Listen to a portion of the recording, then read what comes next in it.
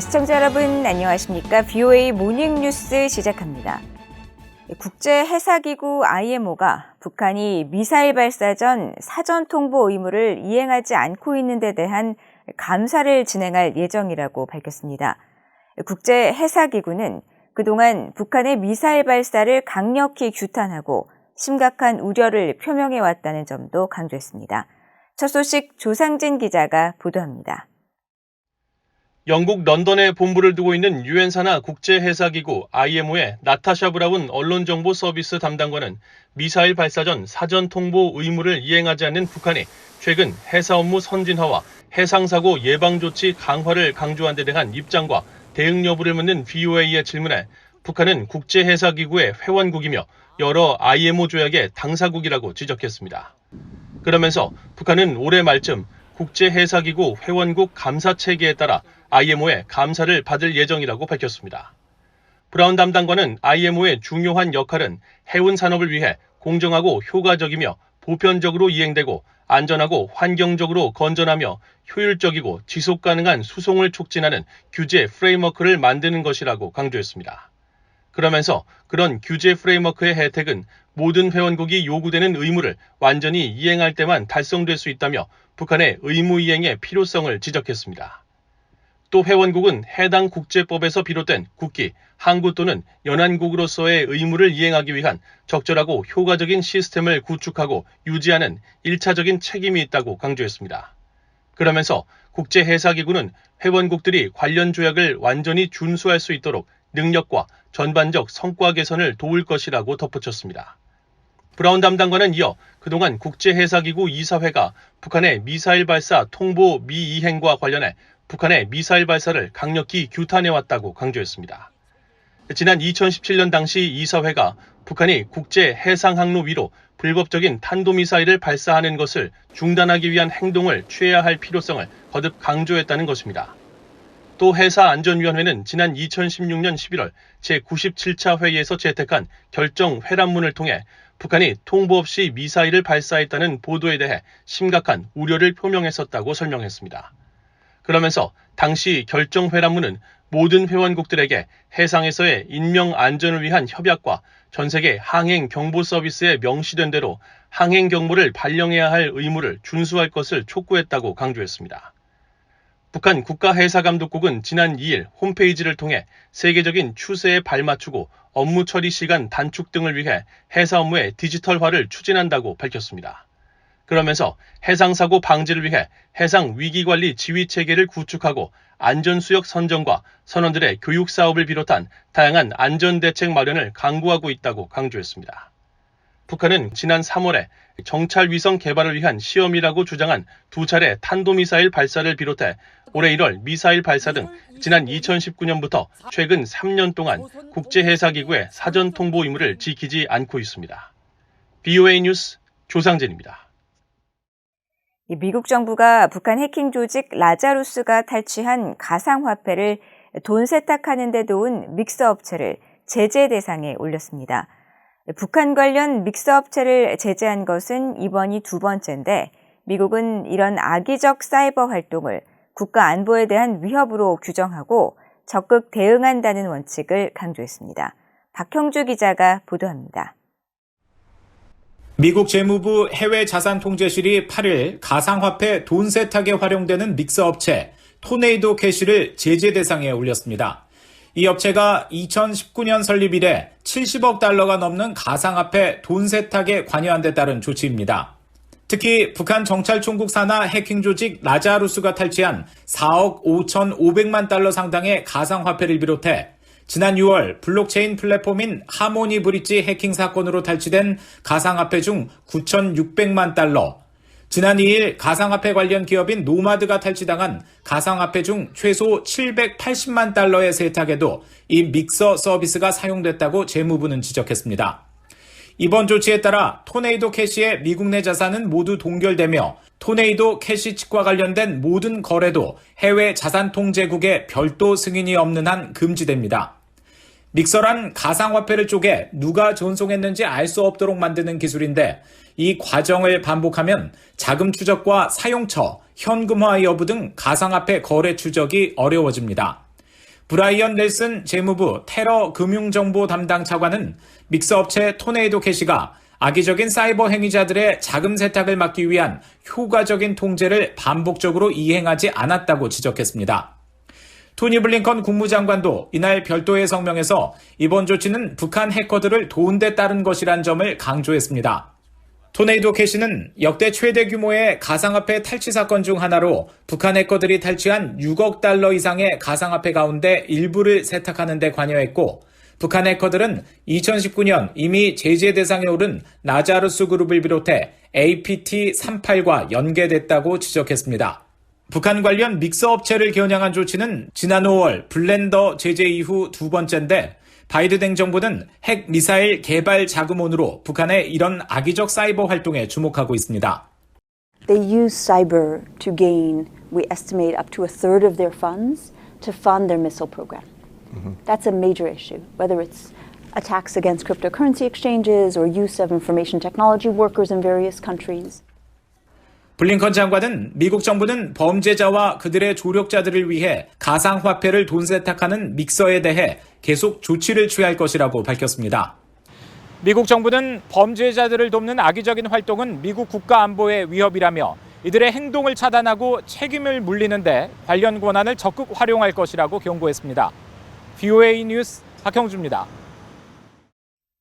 박진 한국 외교부 장관이 중국의 왕이 외교부장에게 북한 지도부가 대화로 나오도록 중국이 건설적인 역할을 해줄 것을 당부했습니다.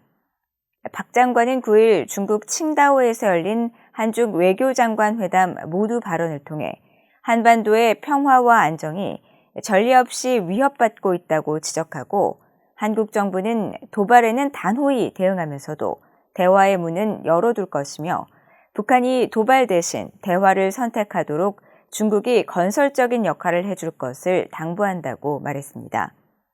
또 수교 30주년을 맞아 오랜 시간을 함께해온 양국이 상호 존중에 기반해 공동 이익을 추구해야 한다면서 국익과 원칙에 따른 화의부동의 정신으로 중국과 협력을 모색하고 인류 보편적 가치와 규범에 따라 자유와 평화, 번영을 위한 상생 협력을 해나가길 기대한다고 밝혔습니다. 왕이 외교부장도 얍선 모두 발언을 통해 양국 관계의 큰 국면을 잘 파악해야 한다면서 독립 자주를 견제하고 외부의 장애와 영향을 받지 말아야 한다고 밝혔습니다. 또 안정적 공급망과 산업망 수호, 평등과 존중에 따라 서로의 내정에 간섭하지 말고 다자주의를 견제해야 한다고 강조했습니다. 북한의 핵과 미사일 위협은 일본과 영내 안보에 간과할 수 없는 문제라고 일본 정부가 지적했습니다. 일본 정부는 이와 관련해 반격 능력을 포함해 법적 테두리 안에서 모든 선택지를 검토하고 있다고 밝혔습니다. 박동정 기자가 보도합니다. 일본 방위성 관계자는 지난 4일 북한의 핵 미사일 위협과 관련해 반격 능력을 어떻게 사용할 계획인지 묻는 VOA의 서면 질의에 북한의 거듭된 미사일 발사 등과 관련한 이른바 반격 능력 등 모든 선택지를 배제하지 않고 현실적으로 검토하고 있다고 밝혔습니다. 일본 방위성 관계자는 특히 북한은 매우 높은 빈도로 새로운 형태의 미사일을 반복적으로 발사했고, 최근 몇 년간 핵 미사일 관련 기술이 엄청나게 발전한 것은 일본과 영내 안보를 위해서도 간과할 수 없다고 설명했습니다. 그러면서 이런 상황을 바탕으로 국민의 생명과 삶을 지키기 위해 충분한 대비가 돼 있는가 하는 문제인식에 따라 미사일 요격 능력 향상뿐만 아니라 이른바 반격 능력을 포함해 모든 선택지를 배제하지 않고 현실적으로 검토하고 있다고 말했습니다. 일본 방위성 관계자는 또 일본의 자위권은 다른 국가가 무력을 사용해야 행사할 수 있으며 이른바 선제 타격은 허용되지 않는다고 생각한다고 밝혔습니다.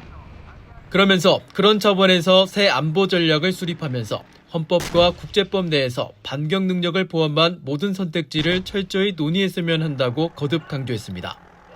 이어 상당수 탄도미사일이 일본 인근에 개발 배치돼 있고 한 번 발사되면 극히 짧은 시간 안에 일본에 도달할 수 있을 뿐만 아니라 국민의 생명과 재산에 큰 피해를 줄 수 있다고 지적했습니다. 특히 최근 극초음속 활공무기와 불규칙한 궤적으로 비행하는 미사일 등의 기술이 빠른 속도로 진화하고 있다고 설명했습니다. 앞서 일본 방위성은 지난달 22일 공개한 2022 방위백서에서 일본 자위대가 위기 상황에서 반격 능력을 검토할 수 있다고 밝혔습니다.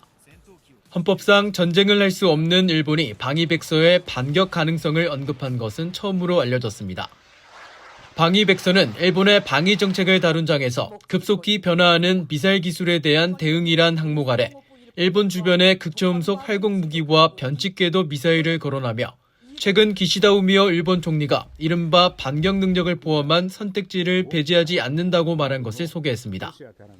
이어 일본이 미사일 공격을 받을 시 다른 수단이 없는 한 적의 미사일 기지를 타격하는 것은 자위 범위에 포함된다면서 이는 선제 공격과 분명히 다르다고 밝혔습니다. VOA 뉴스 박동정입니다. 미국이 주관하는 대량 살상 무기 확산 방지 구상 PSI 훈련인 포춘가드 22가 하와이 호놀룰루에서 시작됐다고 국무부가 밝혔습니다.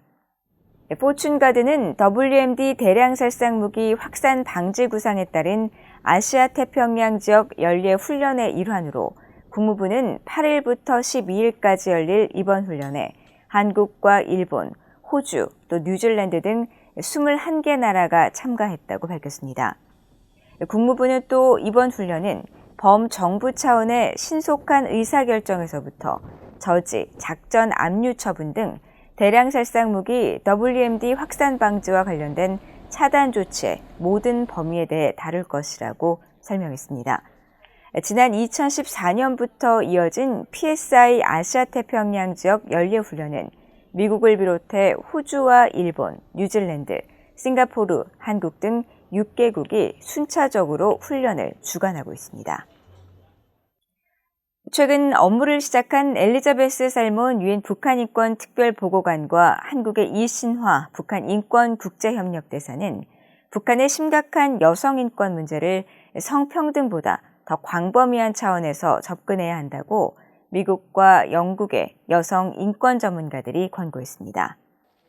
로버타 코엔 전 국무부 인권 담당 부차관보는 8일 VOA에 북한의 여성은 인간이 누려야 할 가장 기본적인 권리마저 여러 방식으로 침해당하고 있다고 밝히고 유엔이 강조하는 성평등은 대화의 입구가 될 수 있지만 그 이면의 광범위한 부분을 주시해야 한다고 지적했습니다. 그러면서 단순히 정부의 여성 고위공직자 규모가 어느 정도인지 등을 따지는 것 이상으로 정치범 수용소 등 수감시설 내 여성 처우 문제와 탈북 여성, 장마당 여성들이 받는 기본권 침해 등을 조사하고 다뤄야 한다고 강조했습니다. 영국에서 북한인권 운동가로 활동하고 있는 북한 출신의 박지원 씨 역시 자유가 보장된 국제사회 기준으로 북한의 여성 문제를 성평등 차원에서 접근하면 근본적인 문제를 해결하지 못한다면서 북한 여성권 문제는 자유와 권리가 박탈된 옛 봉건시대 여성의 인권 침해 관점에서 접근해야 한다고 지적했습니다. 세계 70개 이상의 민간단체와 개인 활동가들이 연대한 북한 자유연합의 수전 숄트 의장은 살몬 보고관과 이신화 대사가 여성 문제에 관심을 갖는 것은 매우 고무적이라며 북한 여성의 존재 가치는 파리와 같다는 탈북민들의 한탄을 심각하게 받아들이고 탈북 난민 보호에 주력하길 바란다고 말했습니다. 이상으로 VOA 모닝뉴스를 모두 마칩니다. 시청해주신 여러분 고맙습니다.